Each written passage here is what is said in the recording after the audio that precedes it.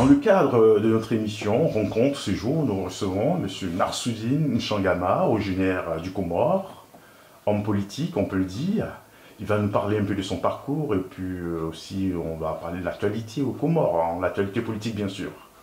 Alors bonjour, cher frère. Bonjour, cher frère. Merci pour votre invitation. Moi, c'est Narsoudine Nchangama. Je suis comorien. Actuellement, je réside en France.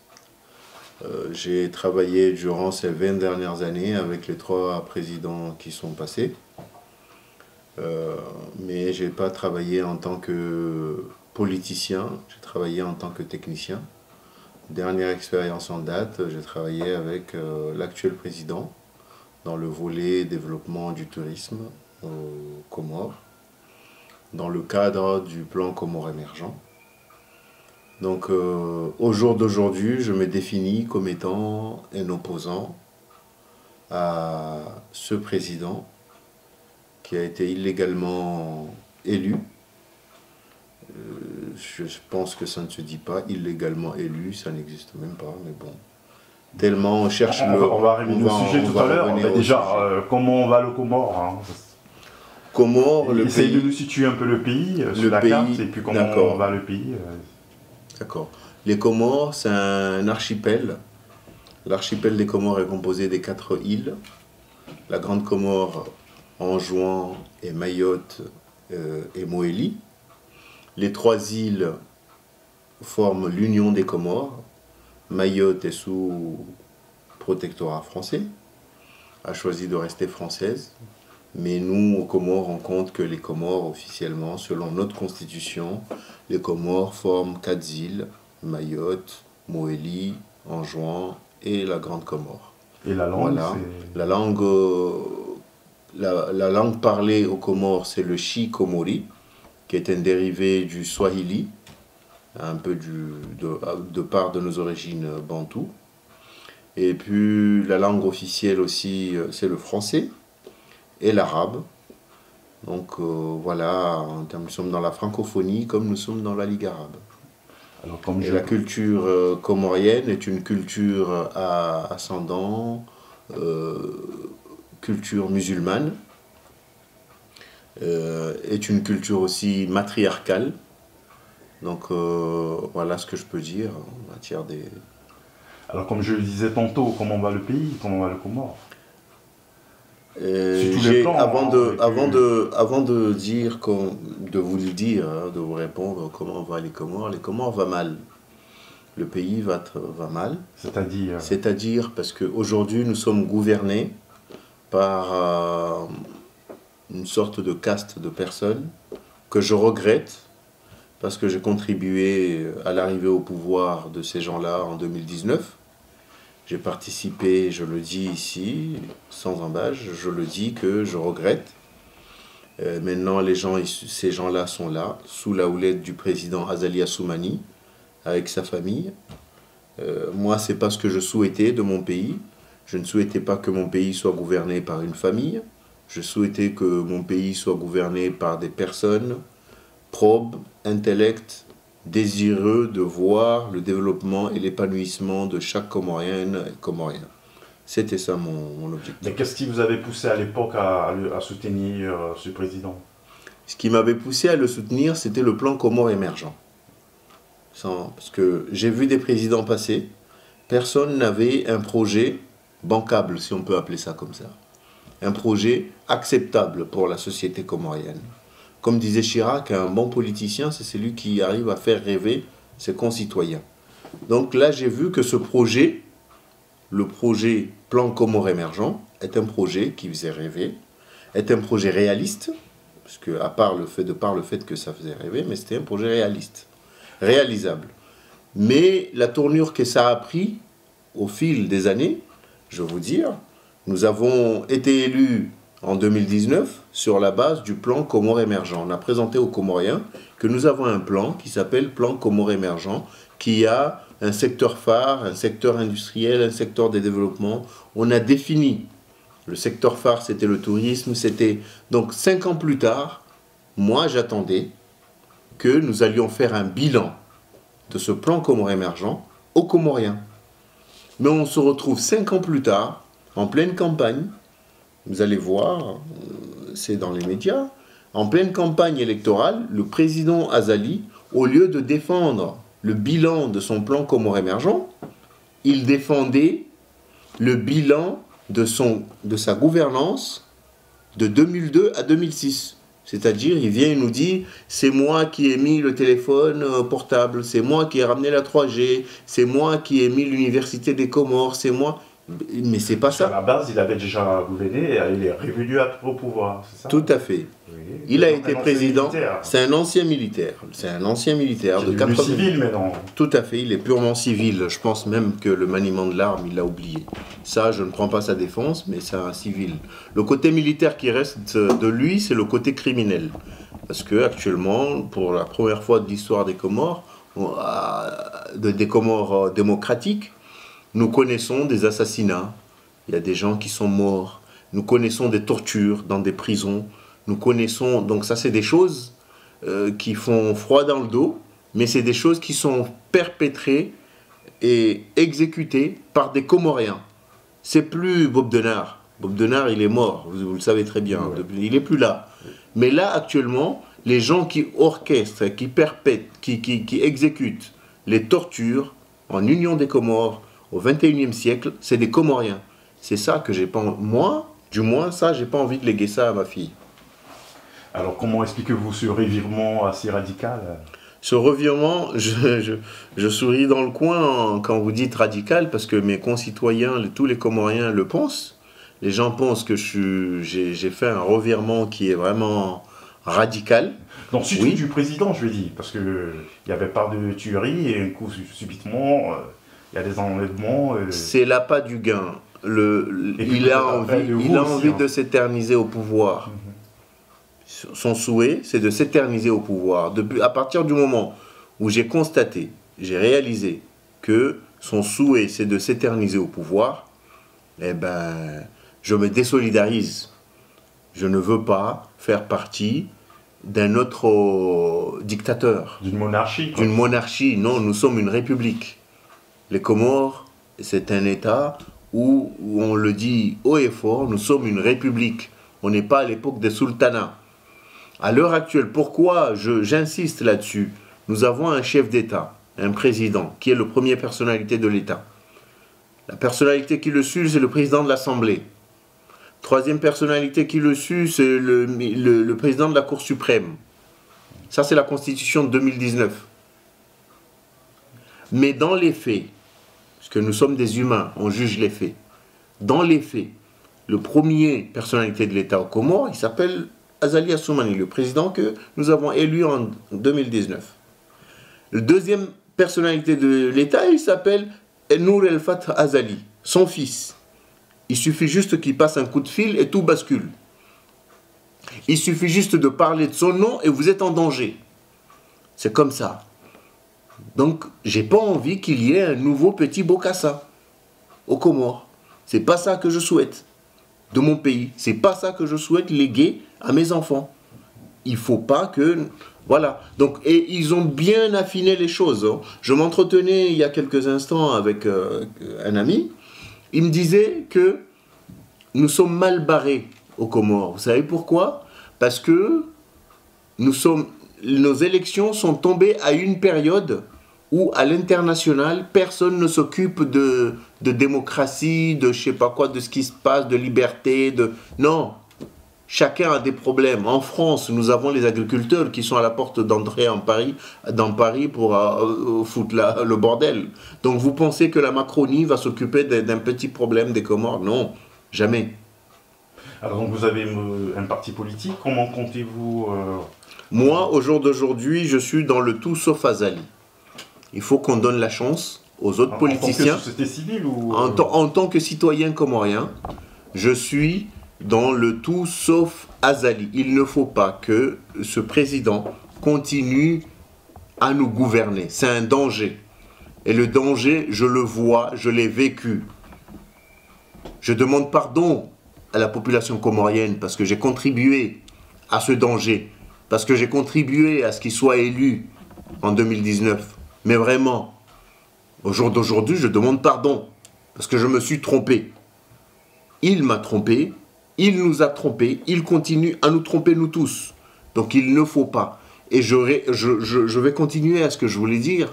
Il ne faut pas que nous croyions qu'il y aura un Messie ou quelqu'un qui viendra de l'extérieur pour nous trouver des solutions, nous, aux Comores. Au jour d'aujourd'hui, le premier partenaire stratégique et politique des Comores, le partenaire, c'est la France. Deuxième partenaire, les Émirats arabes unis. Troisième partenaire, la Chine. Quatrième partenaire, l'Arabie saoudite. Donc, il faudrait, tous ces États que je viens de citer, ils ont des problèmes dans leur pays à gérer. Il faudrait que nous, les Comoriens, on s'en occupe. Mais si ces gens-là ne veulent pas nous aider, on peut changer, on peut chercher un autre partenaire. Il y a d'autres pays dans le monde. Mais il suffit juste de les attirer, de leur montrer l'intérêt qu'ils ont à venir dans notre pays. C'est tout. Donc au jour d'aujourd'hui, j'insiste, mon souhait, c'est que la voix du peuple soit entendue. Le peuple comorien dans sa majorité n'a pas voté le président Azali Assoumani. Le 14 janvier dernier, il y a eu des irrégularités manifestes avec des preuves à l'appui. Cette fois-ci, nous sommes au XXIe siècle. Il y a des téléphones, comment on appelle ça, des smartphones partout.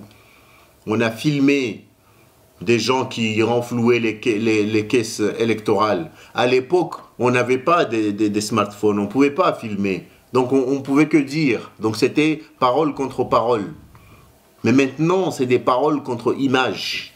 Il y a des images qui montrent un maire d'une grande ville, la ville de Fomboni, Moélie, à Moélie, la plus petite île, la grande ville de cette île.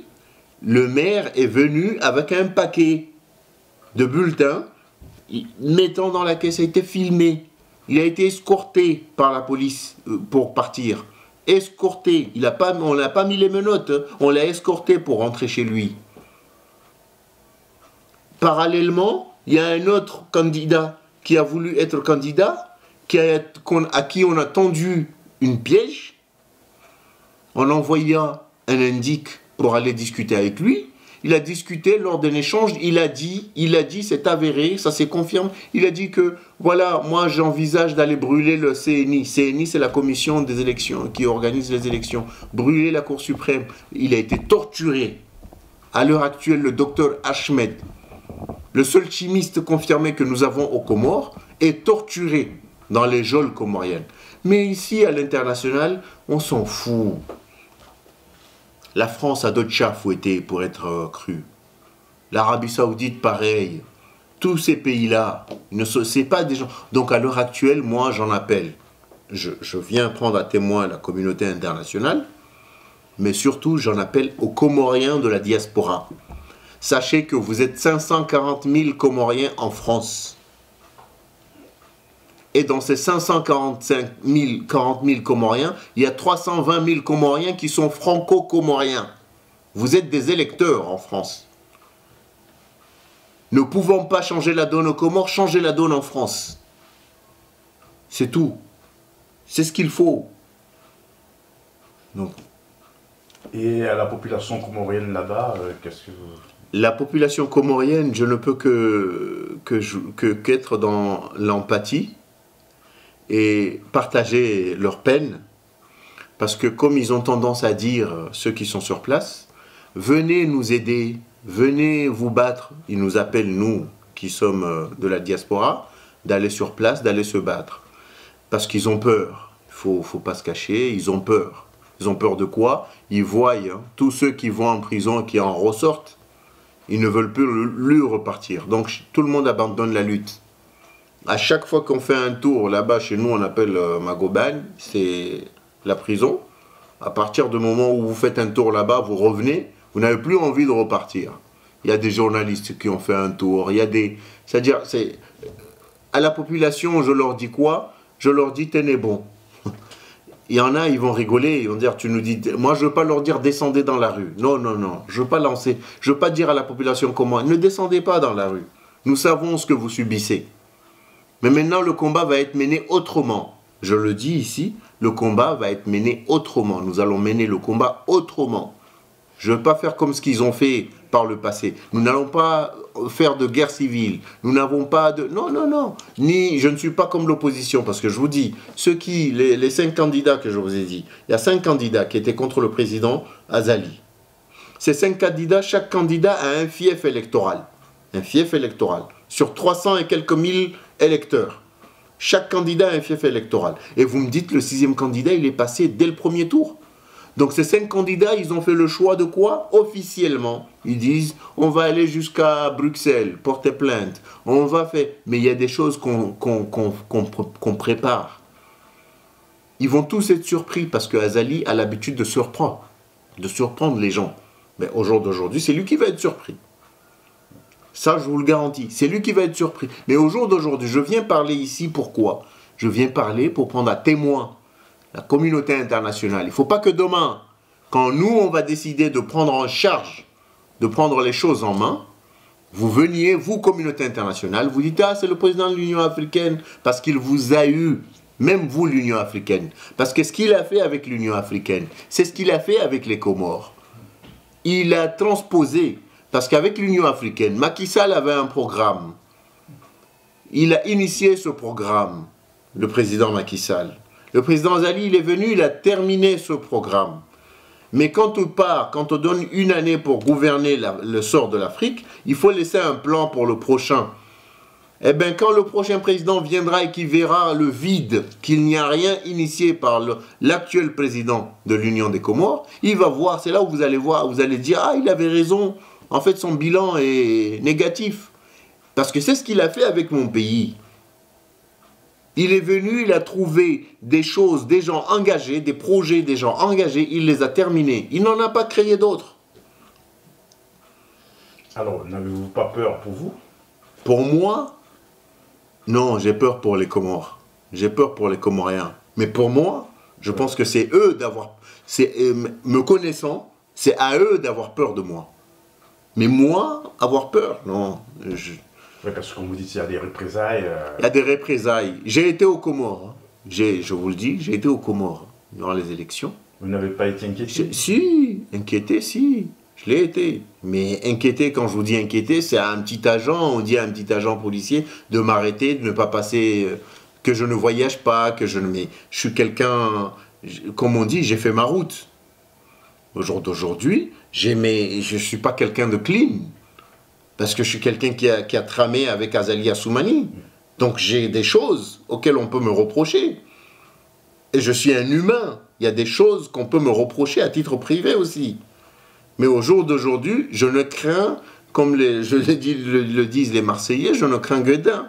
Mais donc là-bas, vous avez une restriction de mouvement alors Ah non, la restriction de mouvement, c'est en interne. Ce qu'ils font, c'est malin ce qu'ils font. Ce qu'ils font, tel politicien, je vous dis, je donne un exemple, tel politicien, il veut voyager, il veut venir, ils vont lui dire non. Alors qu'eux, ils sont en train de voyager. Et le président Azali, tous les jours, il sort, il revient, il sort, il revient. Ils sont interdits de sortir du territoire Pas officiellement, parce que si on dit interdit, ça veut dire qu'il y a un juge qui a émis une interdiction de quitter le territoire. Non, il n'y a pas ça. Là, le régime d'où je viens, que je connais, ne fait pas ça.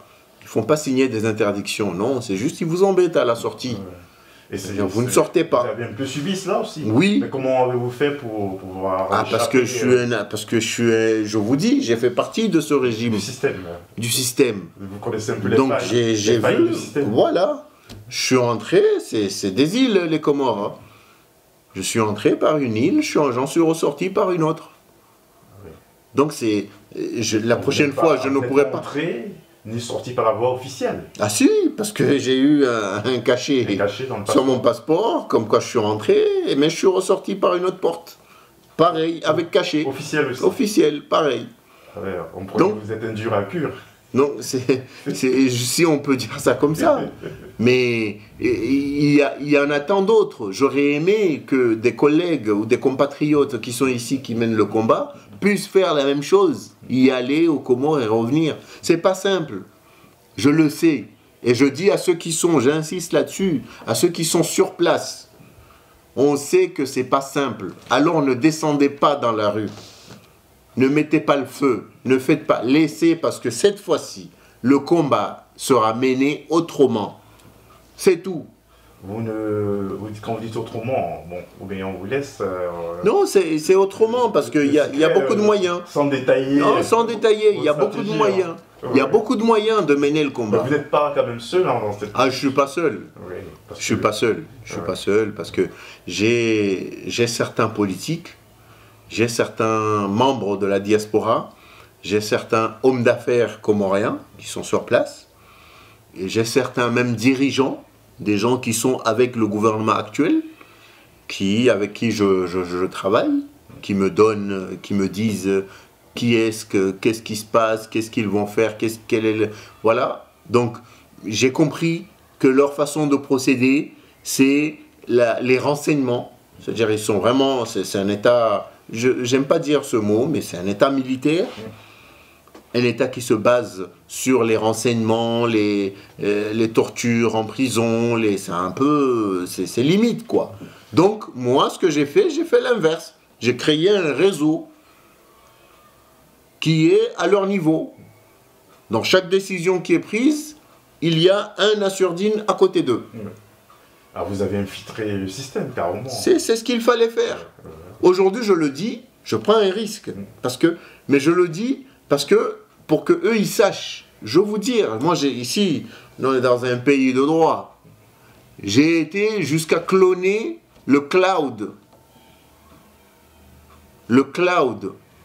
d'un agent de renseignement du parti au pouvoir. Pourquoi? Donc, parce vous que... donnez certaines informations capitales. Voilà. Et ils sont au courant? Ils le sont. Vous en faites pas qu'ils le sont. Ils l'ont su parce que je l'ai dit. Là, je le dis, et je l'ai dit aux Comores. Quel a été le retour? J'ai eu certains retours, non, ils ne vont pas menacer, non. Parce que pour eux, je suis petit. Pour eux, je ne peux rien, je ne vais rien intenter contre le président. Parce que c'est quelqu'un que j'ai soutenu. J'ai beaucoup soutenu. J'ai donné de ma personne pour ce président. Le retour a été... Je n'ai même pas envie d'en parler. Mais au jour d'aujourd'hui, c'est d'encourager les Comoriens à rester sur place, leur dire que nous sommes ensemble. Cette fois-ci, on ne vous dit pas descendez dans les rues, mettez le feu. Non, on ne vous dit pas ça. Sachez juste que nous sommes ensemble, on mène le même combat. Et les actions suivront. Parce que ce que veut ce régime, ils veulent un bras de fer.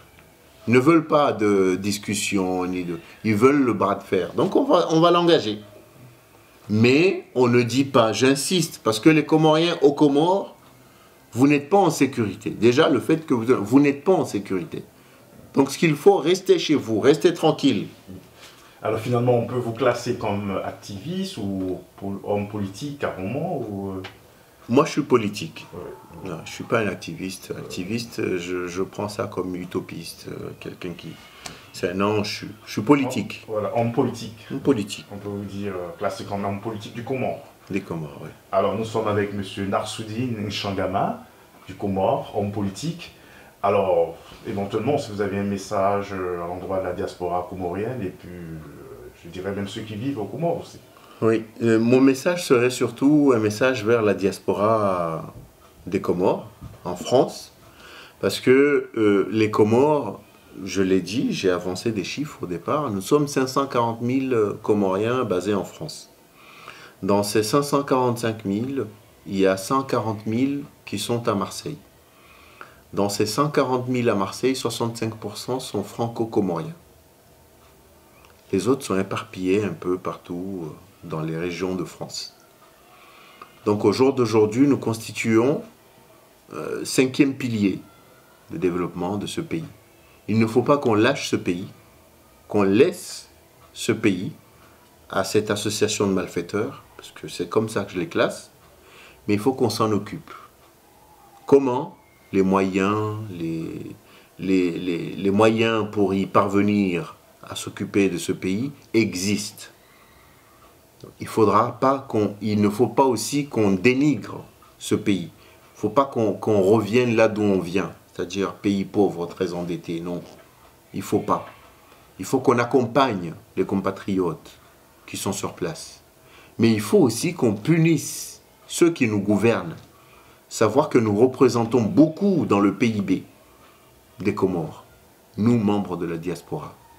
Donc, ce qui peut battre Azali, c'est 3 choses. C'est l'union, c'est la solidarité, c'est le développement. Et ça, ironie de l'histoire, ça, ce sont nos 3 préceptes. Unité, solidarité, développement. Tout ça, on avance dans le silence. Ne faites pas de bruit. On pourra arriver là où nous souhaitons arriver. C'est tout. Alors, on va vous dire merci, M. Narsoudine Nchangama. Merci beaucoup. C'était un plaisir d'être avec vous. Merci et beaucoup. On espère vous retrouver bientôt. Bientôt. Sur nos antennes. Merci. Et on vous dit bonne chance. Merci. Dans vos actions et à très bientôt. Merci.